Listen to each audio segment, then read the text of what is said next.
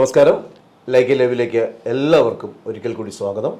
പൂമുഖം ആരംഭിക്കുകയാണ്. നമ്മുടെ അതിഥി ഡോക്ടർ കെ മുരളീധരൻ നായർ. അദ്ദേഹം വാസ്തു ആചാര്യൻ, വാസ്തുശാസ്ത്ര വിജ്ഞാനപീഠ പ്രസിഡന്റ്, തിരുവിതാംകൂർ ദേവസ്വം ബോർഡിൻ്റെ സ്ഥപതിയാണ്. അദ്ദേഹത്തെ നമുക്ക് ഈ എപ്പിസോഡിലേക്ക് സ്വാഗതം ചെയ്യാം. നമസ്കാരം സർ. നമസ്കാരം. ഇന്ന് നിങ്ങളുടെ ചോദ്യം തന്നെ, കാരണം നിങ്ങൾ കമൻറ്റ് ബോക്സിൽ ഒരുപാട് ആളുകൾ ചോദിച്ചിരിക്കുന്ന ചോദ്യമാണ് കിണറുമായി ബന്ധപ്പെട്ടാണ് സാർ. കാരണം നമ്മൾ കിണറുമായി ബന്ധപ്പെട്ട് ഒരുപാട് എപ്പിസോഡ് പറഞ്ഞിട്ടുണ്ട്. പക്ഷേ എന്നാലും നമുക്ക് ആ സംശയം വരുന്നുണ്ട്. അതിൽ കിണറുമായി ബന്ധപ്പെട്ട് ഡോക്ടർ ബേബി എന്നുള്ള ഒരാൾ നമ്മുടെ കമൻറ്റ് ബോക്സിൽ ഒരു സംശയം ചോദിച്ചിരിക്കുന്നത്, അവർ കിണർ കുഴിക്കാനായിട്ട് ആലോചിക്കുന്നത് ഇടവൻ രാശിയിലാണ് കിണർ കുഴിക്കാനായിട്ട് ആലോചിക്കുന്നത്. അപ്പോൾ അങ്ങനെ കുഴിക്കുന്നത് കൊണ്ട് എന്തെങ്കിലും ദോഷമുണ്ടോ എന്നുള്ളൊരു കാര്യമാണ്. അത് ബേബിയുടെ കാര്യം. രണ്ടാമത് JK എന്ന് പറയുന്ന ആൾ കൂടെ ചോദിച്ചിട്ടുണ്ട്. അത് പറയുന്നത് ഈ വർക്ക് ഏരിയയിൽ നിന്ന് സ്റ്റെപ്സ് ഇറങ്ങി സ്റ്റെപ്പിൻ്റെ നേരെയാണ് കിണർ സ്ഥാപിക്കാൻ പാടും. നമ്മൾ തന്നെ പറഞ്ഞിട്ടുണ്ട് അതിൽ വർക്ക് ഏരിയയിൽ ഇറങ്ങുന്ന സ്ഥലത്ത്. പക്ഷേ അല്പം മാറി സ്ഥാപിക്കുന്നതിൽ എന്തെങ്കിലും ദോഷമുണ്ടോ എന്നുള്ളതാണ്. അപ്പോൾ നമുക്ക് ആദ്യം നമ്മൾ ഡോക്ടർ ബേബിയുടെ സംശയത്തിൽ നിന്ന് തന്നെ നമുക്ക് പോകാം. നമുക്ക് കിണറിൻ്റെ സ്ഥാനം ഞാൻ പലപ്പോഴും പറഞ്ഞിട്ടുള്ള കാര്യമാണെങ്കിലും ഒന്നുകൂടി പറഞ്ഞു പോകാം. ജലരാശി, ജലത്തിന് ലഭ്യതയ്ക്ക് ഏറ്റവും കൂടുതൽ എടുക്കുന്ന ഭാഗം എന്ന് വെച്ചാൽ മകരം, കുംഭം, മീനം, മേടം, വേണ്ടി വന്നാൽ ഇടവം രാശി വരെ. അതായത് ഇങ്ങനെ പറഞ്ഞ പല ആൾക്കാർക്ക് മനസ്സിലായില്ല. എങ്കിലും വടക്കിൻ്റെ കറക്റ്റ് മദ്യം എടുത്തിട്ട് കിഴക്കോട്ട് മാറി കിഴക്കിൻ്റെ മദ്യം വരെ ഏകദേശം ആകാം. അപ്പം മകരം, കുംഭം ഈ വടക്ക് ഭാഗത്തിന് നിൽക്കും. അത് ഈ നേരത്തെ ഒരു എന്താ പറഞ്ഞ വർക്ക് ഏരിയയുടെ എന്താ അത് രണ്ടാമത്തെ ചോദിച്ചാൽ വർക്ക് ഏരിയയിൽ വർക്ക് ഏരിയയിൽ നിന്ന് പടിയുണ്ട്. പടിയിൽ നേരെ സ്ഥാപിക്കുന്ന ദോഷമാണ് നമ്മൾ പറഞ്ഞത്.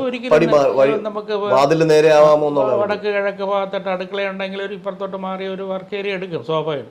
വർക്ക് ഏരിയയുടെ നേരെ ആ സ്റ്റെപ്പ് ഇട്ടിങ്ങനെ നേരെ കിണർ പാടില്ല. അല്ലാതെ കുറച്ച് മുമ്പോട്ടോ പുറകോട്ടോ വരാമല്ലോ, മകരം വരെ വരാമല്ലോ. അപ്പോൾ മകരത്തിലോ കുംഭത്തിലേക്ക് പോവാം, കുഴപ്പമില്ല, അതെടുക്കാൻ തടസ്സമില്ല. അത് ആ ഒരു പ്രശ്നം തീർന്നു. പിന്നെ ഇനി അടുത്ത് ഈ ഇടവൻ രാശി എന്താണ് സംശയം? ഇടവൻ രാശിയിലാണ് കുഴിക്കാൻ. നമുക്ക് ഇടവൻ രാശി അവസാനത്തെ ഒരു പോയിന്റിലാണ്. ഇടവൻ രാശി വരെ പോവാം. മകരം, കുംഭം, മീനം, മേടം, കഴിയുമെങ്കിൽ മേടത്തിലേക്ക് പിടിക്കുക. ഒരു രാശിയിൽ നിന്ന് കുറച്ചുകൂടെ ഒരു മീറ്ററും കൂടെ മുമ്പോട്ട് വന്നാൽ അത് കറക്റ്റായിട്ട് നിൽക്കും. ഇതിൽ എവിടെയാണ് ഏറ്റവും നല്ല രാശി എന്തെന്നാൽ കുംഭവും മീനവുമാണ്. കുംഭരാശി വടക്കാട്ട് വരും, മീൻ രാശി കിഴക്കാട്ട് വരും. അപ്പോൾ നമുക്ക് എടുക്കാൻ പറ്റുമെങ്കിൽ കുംഭൻ രാശിയിലോ മീൻ രാശിയിലോ നമുക്ക് കിണറെടുക്കുന്നതാണ് നല്ലത്. പിന്നെ പല ആൾക്കാർക്കും ഈ കിണറിൻ്റെ കാര്യം പറയുമ്പോഴാണ് ഇതിനകത്ത് ഒരുപാട് കാര്യങ്ങളുണ്ട്. നമ്മുടെ വീട് വയ്ക്കാൻ വേണ്ടി ചുറ്റുമലെല്ലാം കെട്ടിയിട്ടുണ്ട്. പിന്നെ കിണറെടുക്കേണ്ട സമയപ്പോഴാണ്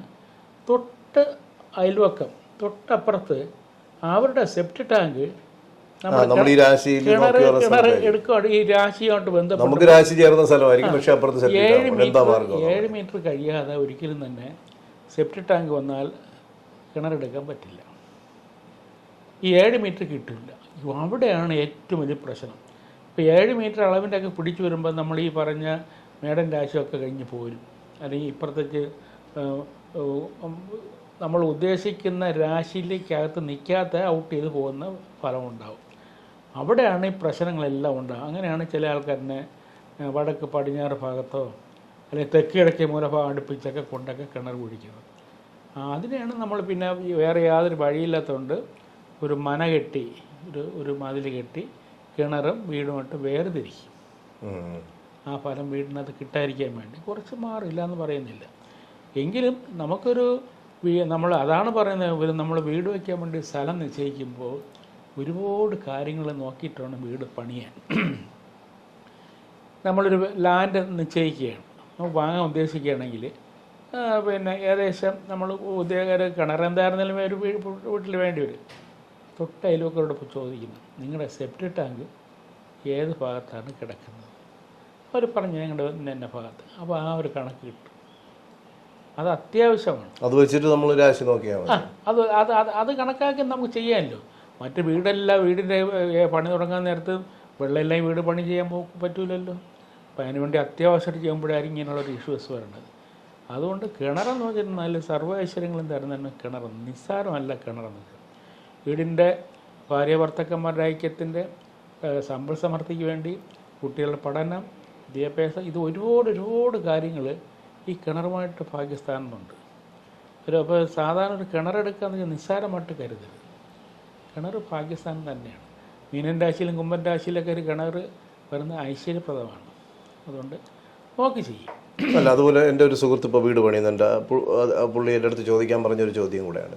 അതായത് പുള്ളി ഇപ്പോൾ വീട് പണിയെന്ന് വെച്ചാൽ പഴയ വീട് ഇടിച്ചിട്ട് ആണ് പണിയുന്നത്. അപ്പോൾ പഴയ വീടിൻ്റെ കിണർ ഇപ്പോൾ വയ്ക്കുന്ന വീടിൻ്റെ മുൻവശത്താണ്. അതായത് വീടിൻ്റെ ഇപ്പോഴത്തെ ദർശനം എന്ന് പറഞ്ഞ് പണി ചെയ്യുന്നത് കിഴക്ക് ദർശനമാണ്. അപ്പോൾ ഈ കിഴക്ക് വടക്കായിട്ടൊരു കിണറുണ്ട് പഴയ വീടിൻ്റെ. കിഴക്ക് വടക്ക് മൂലയിലല്ല, ഈ മാറി തന്നെയാണ് കിണർ നിൽക്കുന്നത്. പക്ഷേ പുതിയ വീട് വയ്ക്കുമ്പോൾ ഇവരുടെ വീടിൻ്റെ നേരെ ഫ്രണ്ടിലാണ് കിണർ വരുന്നത്. അപ്പോൾ ഈ കിണർ കെട്ടി മാറ്റേണ്ടതുണ്ടോ, അല്ലെങ്കിൽ ഇതെങ്ങനെ വെച്ചോട്ടെ എന്നുള്ളതാണ് ചോദിക്കുന്നത്. നമുക്കിപ്പോൾ പഴയ കിണർ വയ്ക്കാൻ പോകുന്ന വീടിൻ്റെ വടക്കിഴക്കേ ഭാഗത്താണെങ്കിൽ പിന്നെ അതിനൊന്നും ചെയ്യണ്ടല്ലോ.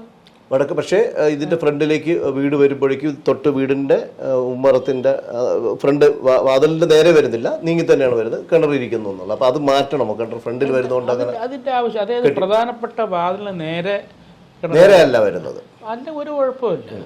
ഇല്ല, നമുക്ക് പണ്ടത്തെ എടുത്ത ഒരു കിണറങ്ങനെ നല്ല രീതിയിൽ വെള്ളം കിട്ടും. പണ്ടൊക്കെ ശരിയായിട്ട് നോക്കി പിന്നെ നീരറവെല്ലാം കണ്ടെടുത്ത കിണറുകളായിരിക്കും. അതിനെ നമുക്ക് നോക്കേണ്ട കാര്യങ്ങളൊന്നുമില്ല. അവിടെ നമുക്ക് വാതിൽ കൊണ്ട് പ്രധാനപ്പെട്ട വാതിൽ നേരെ വരാതെ ഇപ്പോൾ കിഴക്ക് ദർശനമായിട്ട് വരാണെങ്കിൽ തീർച്ചയായിട്ടും അത് ഇപ്പം നീ വടക്കോട്ട് മാറിയായിരിക്കും കിണർ വരണം. അതിന് ഒരു കുഴപ്പമില്ല ഒരിക്കലും. ശരിക്കും പറഞ്ഞാൽ അതന്നെ പിന്നെ കുറച്ചൊക്കെ മോഡിഫൈ ചെയ്തൊക്കെ എടുക്കാം.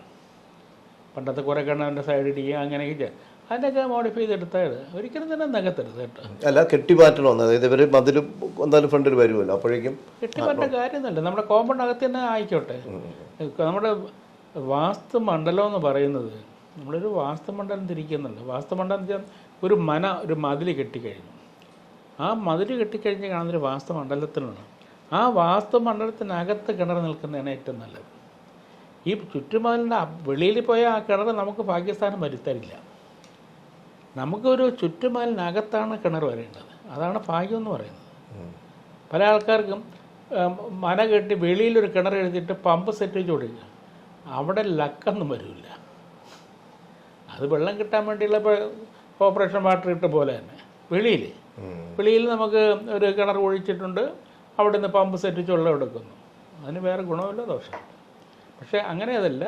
നമ്മുടെ ശരിക്ക് നമ്മുടെ ഒരു വീട് വെച്ച് ഒരു ചുറ്റുമതിൽ കെട്ടി വിധിപ്രകാരം ഒരു കിണറെടുത്ത് ആ കിണറിൽ നിന്ന് അതിപ്പോൾ വെള്ളം കോരുകയോ പമ്പ് സെറ്റ് വെച്ച് വയ്ക്കുകയോ എന്ത് ചെയ്യും. ഇങ്ങനെ അത് സ്ഥാനമൊത്ത കിണറാണെങ്കിൽ ഏറ്റവും ഐശ്വര്യമായിരിക്കും. തീർച്ചയായും. അപ്പോൾ കിണറിന് ഏറ്റവും പ്രധാനപ്പെട്ട സ്ഥാനമാണുള്ളത്. നമ്മൾ വാസ്തു മണ്ഡലത്തിനകത്ത് തന്നെ കിണർ കുഴിക്കുമ്പോൾ ഏറ്റവും മഹനീയമായ ഒരു സ്ഥാനം കിണറിന് കൊടുക്കണം. കിണർ നല്ല സ്ഥാനത്താണെങ്കിൽ അതിൻ്റെ ഏറ്റവും ഐശ്വര്യം വീട്ടിലുണ്ടാകും എന്നുള്ളത് തർക്കമില്ലാത്ത കാര്യമാണ്. പക്ഷേ അസ്ഥാനത്താണെങ്കിൽ അതിൻ്റെ ഇരട്ടി ദുരിതങ്ങൾ ഉണ്ടാകും എന്നുള്ളത് നമ്മൾ ഓർമ്മിക്കുക. അപ്പോൾ അതുകൊണ്ട് ബേബിയുടെ കാര്യവും ജെകെയുടെ കാര്യവും അപ്പോൾ ഈ പറഞ്ഞ കാര്യങ്ങളൊക്കെ നിങ്ങൾ വളരെ ശ്രദ്ധാപൂർവ്വം കേട്ട് മനസ്സിലാക്കുക. അതുപോലെ തന്നെ നിങ്ങൾക്ക് എന്തെങ്കിലും സംശയം ഉണ്ടെങ്കിൽ വാസ്തു ആചാര്യൻ്റെ ഉപദേശം തേടിക്കൊണ്ട് തന്നെ നിങ്ങൾക്ക് അത്തരം കാര്യങ്ങളിലോട്ട് പോകാം. ഈ എപ്പിസോഡ് വൈൻഡപ്പ് ചെയ്യണം. അപ്പോൾ ഒരു കാര്യം മറക്കല്ല്, നമ്മുടെ ഈ കമൻസ് നിങ്ങൾ കൃത്യമായി രേഖപ്പെടുത്തുക. നിങ്ങളുടെ സംശയങ്ങൾ ധൈര്യമായിട്ട് നിങ്ങൾ ഇതിനകത്ത് രേഖപ്പെടുത്തി കഴിഞ്ഞാൽ നമ്മൾ ഏത് എപ്പിസോഡിലാണോ നമ്മളത് മറുപടി പറയാനായിട്ട് സമയം നമുക്ക് കിട്ടുന്നത് അത് കൃത്യമായി മറുപടി പറയുകയും ചെയ്യും. അപ്പോൾ ഈ എപ്പിസോഡ് അവസാനിക്കുകയാണ്. നമസ്കാരം.